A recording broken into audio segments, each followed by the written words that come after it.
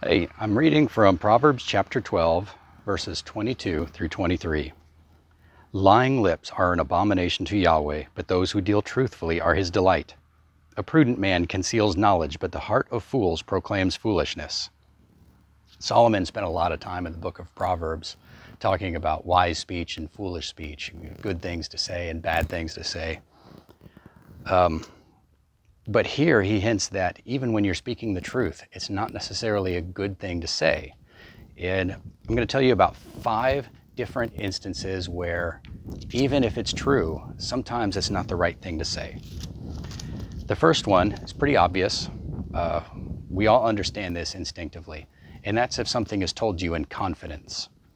If somebody says, you know, this is really private, this is sensitive, and please don't share this.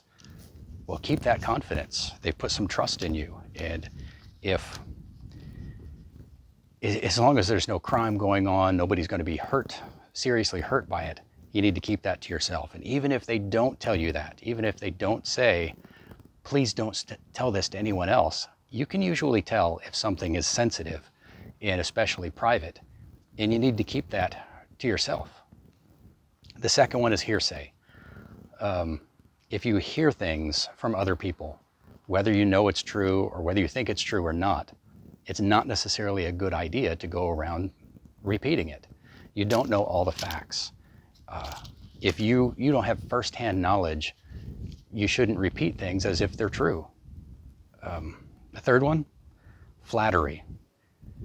There are cases, just like where there are sometimes where lying is appropriate, to save a life. There are times when flattery is appropriate, and it's essentially the same rules in war or to save someone's life. You might use flattery to influence an enemy to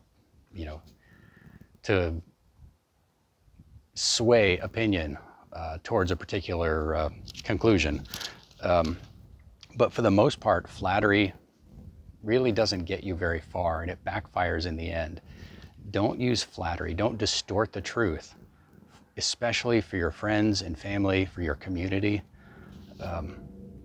If you tell people that things are better than they are, you might help them to feel better today, but you're going to cause them problems tomorrow, and that's going to come back and cause you problems too. The fourth one, boasting. Solomon warns about this one all the time, and so does Paul and James and many others in Scripture. Don't go around telling people things about yourself to make yourself look better. Sure, you can do that on your resume, but everyday speech and conversation is not your resume. If you walk around telling people just how great you are and about all the things you've accomplished, eventually they're not going to want you around anymore. They're not going to want you to tell them anything because it's always going to come back around to you. Try talking about them, asking them questions. Talk about the things that they care about instead of the things that you care about. And the fifth one is a plague online with social media and the news media, the mainstream media, and that's sensationalism. If something is shocking and really surprising, outlandish, crazy, it's probably not even true. Facebook has their fact checkers, and we all have doubts about the motives and veracity of their fact checkers. But really, we need to be fact checking ourselves. Don't just be repeating stuff that you've heard online as if it's true. And this isn't a phenomenon unique to social media in modern technology. We've always had the problem with urban myths, where we report claims and stories that sound really cool, but are completely made up, and they make you look foolish. One example I saw of this just recently was an image of a mountain up in Alaska called the Sleeping Lady Mountain or something like that, and it was the caption says that this was an image taken by a drone from above this mountain, and it looked exactly like a giant stone woman lying in the snow, except that it wasn't true. And everybody was reposting it, thousands of people reposting it as if it was true. it was just some digital art that somebody made and somebody else grabbed it and posted it online as if it's a real mountain. Now there is a real mountain in Alaska called the Sleeping Lady Mountain or something like that. And it kind of vaguely sort of looks like a woman lying down from the side. It looks nothing like the pictures, but people just repost this stuff as if it's true. And they could have found out for sure with 30 seconds of checking. Another example are pictures of giant skeletons with archaeologists around them unearthing them.